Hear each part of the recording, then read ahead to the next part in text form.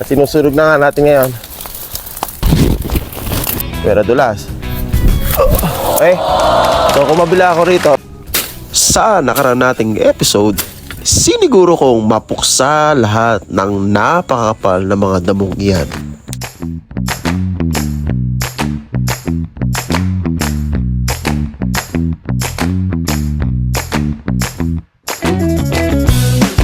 At tingnan natin kung ilang araw siya bago mag-brown hanggang sa mamatay. At bubunutin natin pagka ito ay pwede nang, patay na. At lahat din ng mga pulong yan ay aking inalis para lang masilayan ang napakagandang rice field view na yan. Well, akin din sinuyod lahat ng mga sukal na yan sa lugar na aking pinagkakapihan.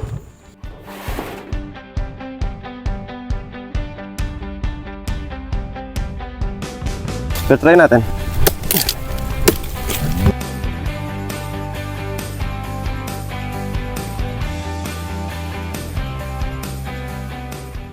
Oh, ayan. Hindi na ako nagpapakabayani. Oo, di na mano-mano sa ngayon. Grass cutter na kinakanakot.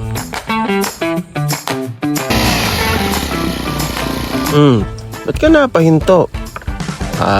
Magpapalit ka siguro ng bala, no? Upod na naman. Palit.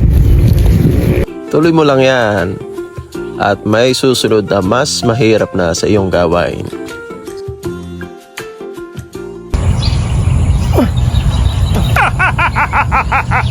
Mahirap ito lang ang bunda. Makahinga. Okay, nandito na tayo sa huling bahagi ng ating trabaho sa ating yard ito. Na kung saan, aalisin na nga natin itong pinaka-photo bomb o kung tawagin na yung nakahara sa ating kapihan.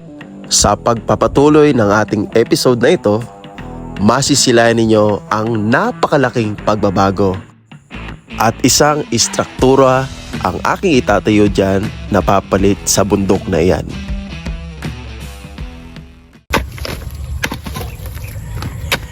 Naku, ayan, at lumalabas na sila. At lumabas na rin ang subscribe button. Kaya, subscribe ka na rin.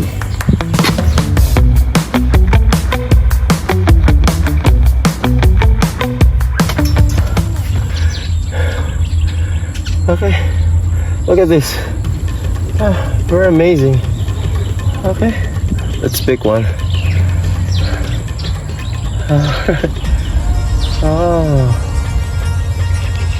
Daming butas.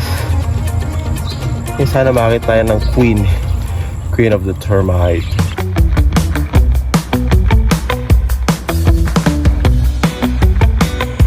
At sa sobrang dami ng mga anay na nasa loob na yan, sana nga ay makakita tayo ng kanilang tinatawag na reyna.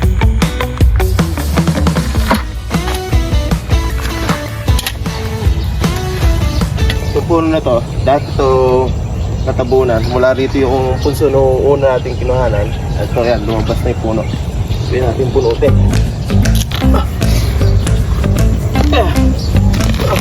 Wow, good. Okay, very good. Kaya kanahin siya ng punso. Kaya ko. Ay naman pala. Sige, go lang ng go. Number muna natin. Agor po na.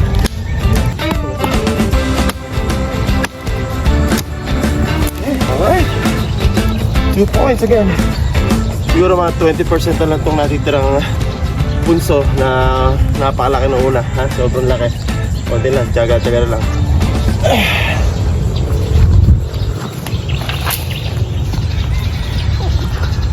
Ito na nga yung tinambak nating mga lupa galing doon sa punso na yon. At itong lugar na to, sobrang lalim nito. Siguro more than 1 foot itong lugar na to. At yun na nga, ilalagyan na dito. At tatamnan natin mamaya.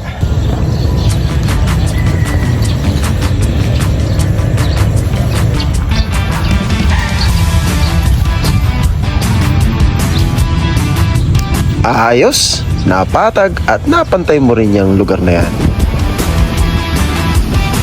At sa ngayon, tataniman ko na nga ang lugar na ito.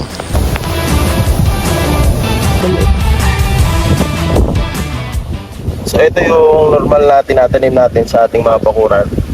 Nasa bahay kubo. Nasa bahay kubo. Sibuyas, kamatis, kamatis, bawang, luya, wala. So talong, okra, saka sili, saka ampalaya ang tinatanim natin sa ating tinapakan na to. Try natin itanim itong mga upland vegetable. So meron tayong carrots, may sweet pea tayo. And then sa gawin doon, meron tayong cabbage or repolyo. So try lang natin habang in-enjoy natin itong medyo malamig na hangin. Try lang natin.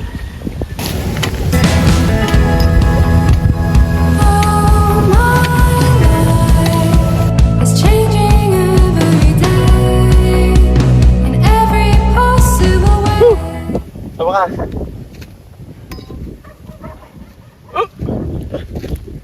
Wala nang natirang punso dito sa cyclone wire sa pader na to. At ito na lang pinamatigas na ulo na itong isa sa mga puno na natin na dito. Alright. I'm the champion. Wow. Kala ko ba'y wala na? Meron pa pala sa likod mo. Hirap siguro alisin yan. Tiyaga-tiyaga lang. Kaya mo yan.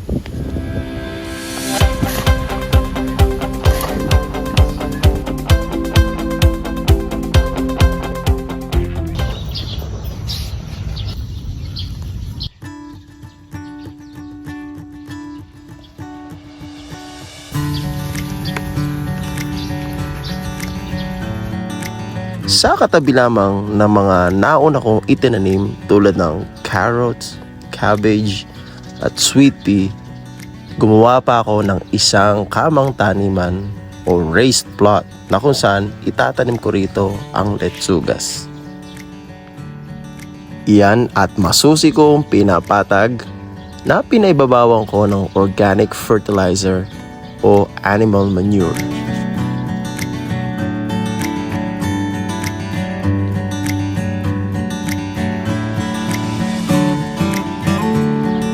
O ayan, at akin nang sinasagawa ang pag-transplant sa mga lettuce seedling. At syempre, sinisiguro kong nakalinya ang mga ito para magandang tingnan.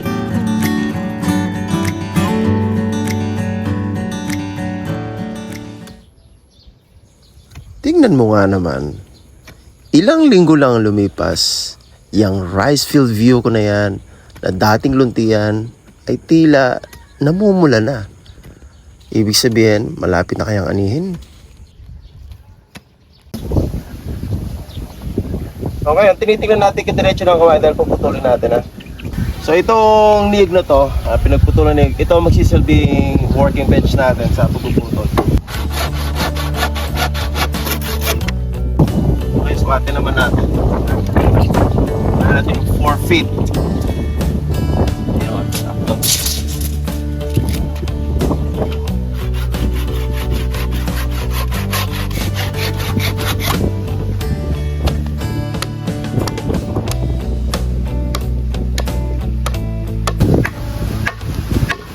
Ayan, siyam yung ating ginawang poste. Ayan na siya, ha? Lahat yan, may mga tusok. At ang gagawin natin dito sa poste ito, itong hinukay ko kanina, lalagyan natin ng bakod.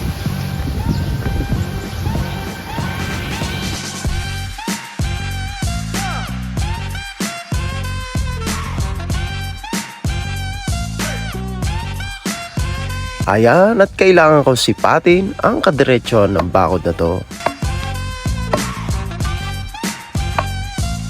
At syempre, titiyakin nating pantay ang taas ng bawat poste. Mahirap kaya pagpaling.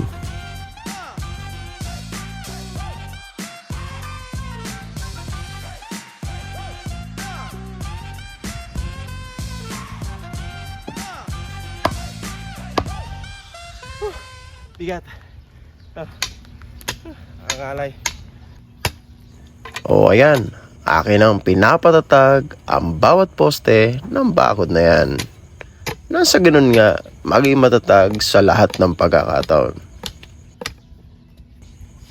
O, diba? Pwede na.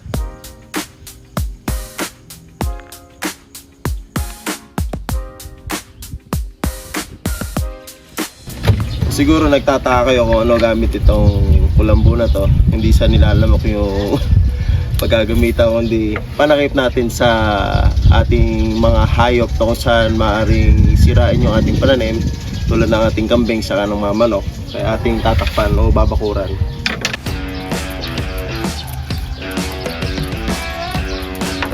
So ginugupit nga natin ng mahigit sa kalahati itong kulambo. Makikita natin sa video kung saan masyadong malaki, kaya ating pinuputol ng bahagya para magkasya doon.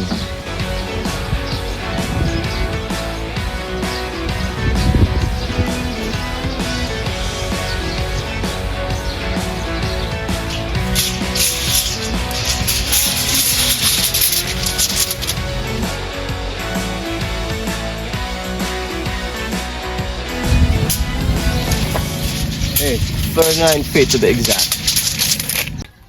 So, ang magiging diskarte natin ay susukatin natin itong higaan na to at doon natin ilaladlad o pahabahin natin para masukat natin yung 39 feet. Okay, 7 feet. More than 7 feet ang haba nito. So, para tayong mananahin ngayon. Okay, tansya-tansya tayo. 7, 14. Tanda ko rito, 21. Akalain mo nga naman, naging all around pa ako ngayong araw na to. Naging mananahay pa. Ayun, okay na. Pwede natin putulin.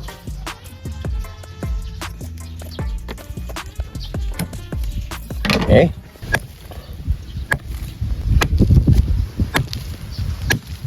Sa wakas, naubos na rin itong ipil-ipil na to. Ayan yung puno niya. At nag-iwan ng napakalaking butas dahil nga kinain na ng ipil-ipil itong bakod na kanyang kinapitan sa mahabang panahon. So ayan, akin ang hinihila ang trahe de boda. Ay, yung net pa lang aking ginupit.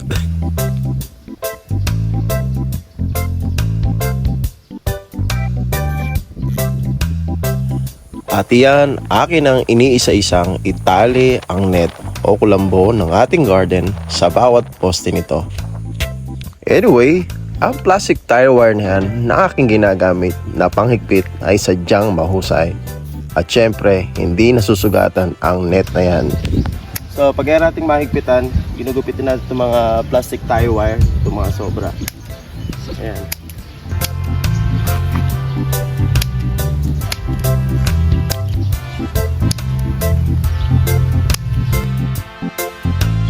Ayos! Pak na pak! Kaya hindi ko na masasapak ang mga kambing at manok na maatake dyan.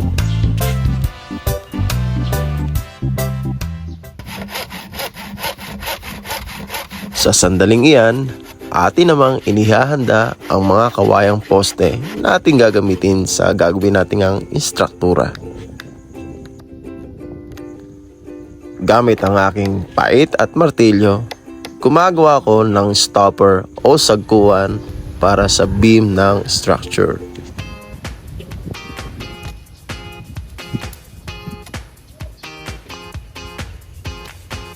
Oh, kanino ka ba nagpapakute? Sa mga subscriber mo. Abay nyo na nga kasi oh.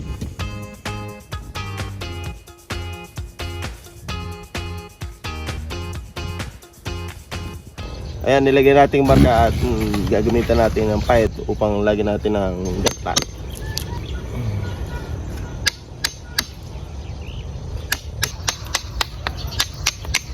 So, pahintulot sa'yo, aking mahal na puno. Ikaw ay aking bibigyan lamang ng konting gatla. Napatula na ako. So, iipit natin yung pinaka-beam dito sa aking ginagatlaan para umipit ang todo o magkaroon ng magandang puwersa.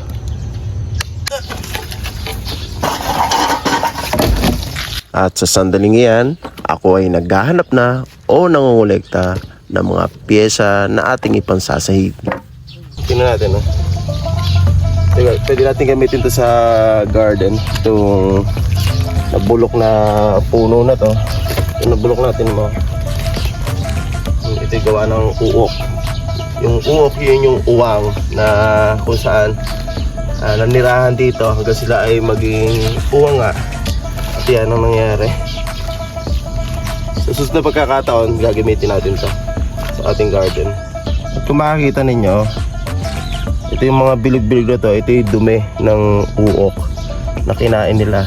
At iniwan nga nila rito sa kanilang naging tahanan panandalian.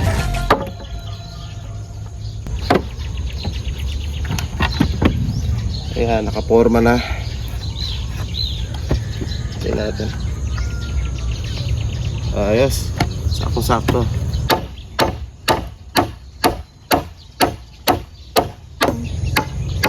So ayan, medyo tapos na itong ating struktura at malalaman ninyo maya-maya kung ano talaga to, kung saan to ginawa o kung para saan tong aking sinadyang gawin para sa lugar na to.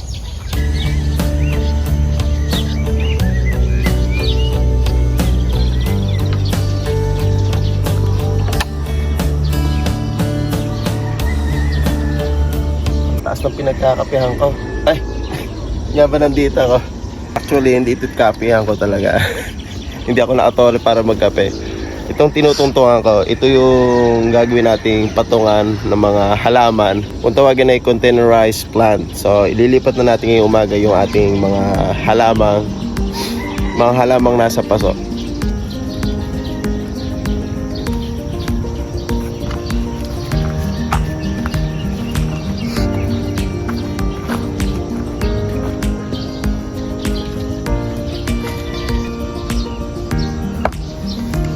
Ayan na yung ating mga containerized plant kung saan ito yung mga upland vegetable na tinry nating itanim dito. Pero ayan, nakakita ninyo medyo maganda naman siya. Ito yung lettuce and then ito yung carrots. Anyway, nandun yung iba pang upland vegetable nating itanim. May sweet pea doon, may doon cabbage at kung ano-ano pa. At ito yung ating sinikap nga na maitanim, ito lettuce and carrot. Tingnan natin, no? Pwede siguro kainin, ano? Mga ilang araw lang, pwede siguro natin gawing breakfast. 5 weeks ago, ganyan ang aking view sa rice field na yan. Ngunit ngayon, yan na siya. Ang sarap magkape kung ganyan ang makikita mo sa umaga. At syempre, ang sarap sa pakiramdam na may makuha ng kang sariwang gulay mismo sa iyong bakuran.